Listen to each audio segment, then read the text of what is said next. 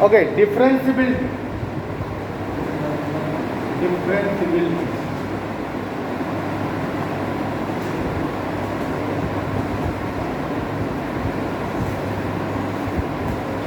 Okay, let fx from R to R be a real valued function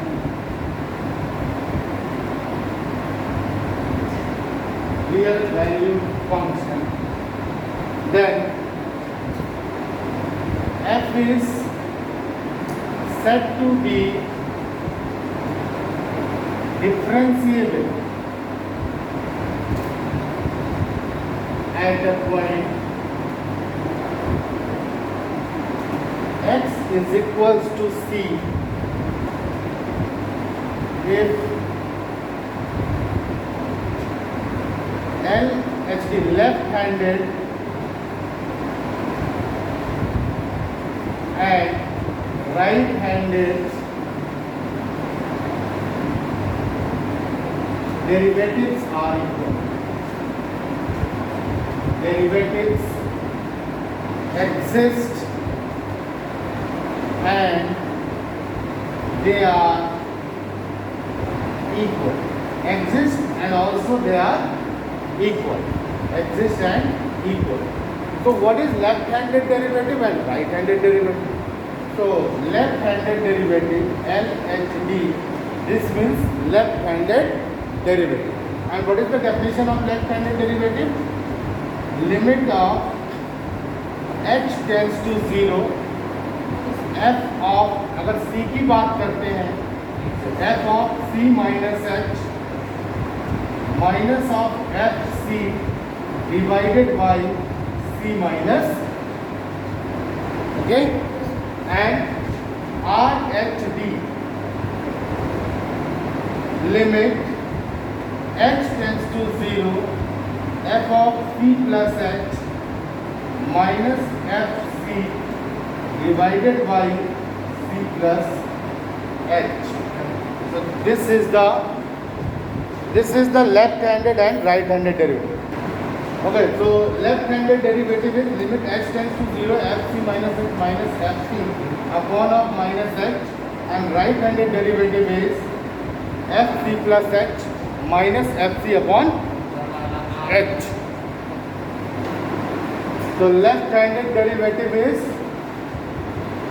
limit h tends to 0 fc plus h minus fc upon h, and right-handed derivative is fc minus h minus fc upon a minus h.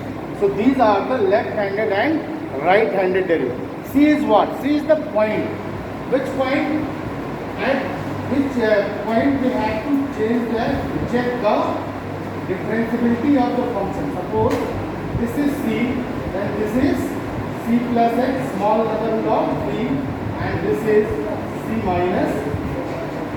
Okay, so by the definition, actually what is the derivative? You know, this is nothing but tangent, है ना?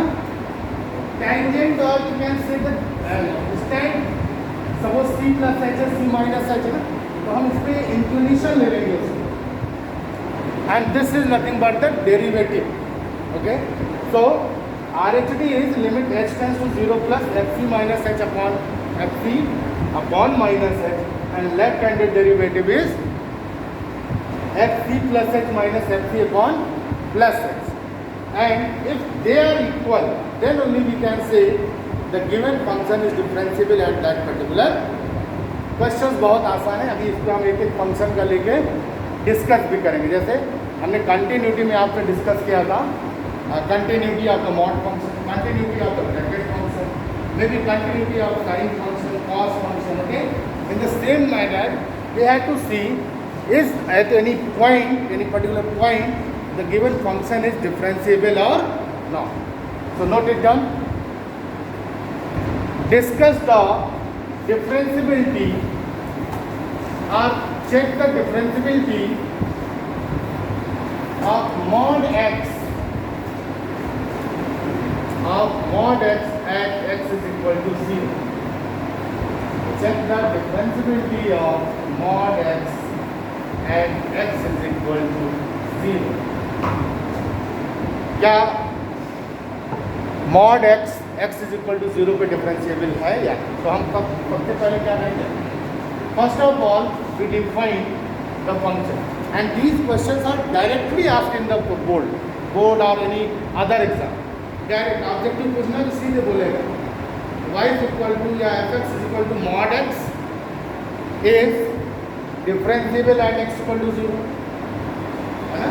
Continuous at x equal to 0, neither differentiable nor continuous, none of this. Okay? So as you study, already you know this function is continuous at x equal to 0, है ना? हमने पढ़ा था, बताया था आपको कि this function is continuous at x equal to 0. So option is continuous at x equal to 0. This is correct because this is not differentiable at x equal to 0. Why? Now you check why it is not differentiable at x equal to 0. mod x f(x) is equals to mod x, and this is nothing but, you know very well, first year में जब आपको पढ़ाया जाता था types of function, या types of function में ही सब सारी चीज़ें पढ़ाओ, तो आपको पढ़ाया जाता था f(x) को mod x, इसका ग्राफ बताए, तो आपको लगता है क्या पढ़ा रहे हैं, है ना? आइडेंटिटी फंक्शन पढ़ाया, सिग्नम फंक्शन पढ़ाएगा, तो आपको लगा ये सब क्या है? तो यही सारी चीज़ें हैं, अलग अलग फंक्शंस के डिफरेंशिएबिलिटी, कंटिन्यूटी, ये सारी चीज़ें चेक की जाती हैं. So this is -x if x is less than 0, 0 if x is equal to 0, and plus x if x is greater than. Clear? Okay.